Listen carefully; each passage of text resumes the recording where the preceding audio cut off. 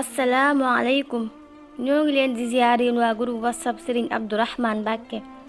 ñu ñëwaat ak yéen ci naafila ñetteelu guddi ci weeru koor juróom benni rakkaa la rakkaa bu ci nekk nga def fatiha benn yoon teg ci inna anzalnaahu ñeenti yoon ak xul yaa ayyuhal kaafiruuna ñeenti yoon sëriñ bi nee na ku ko def incha allahu dana mel ni ku goreel junniy jaam ak ku jox ndogu junniy ñu woor waddu junniy ñu rafle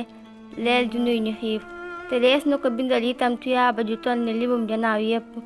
te dees na ko defal li ñuy defal jaami yàlla yi gën a baax ak ñi dee ci xare te deesu ñu fitnaal ku ci bàmmeel te deesu ko mbugal jërë ngeen jëf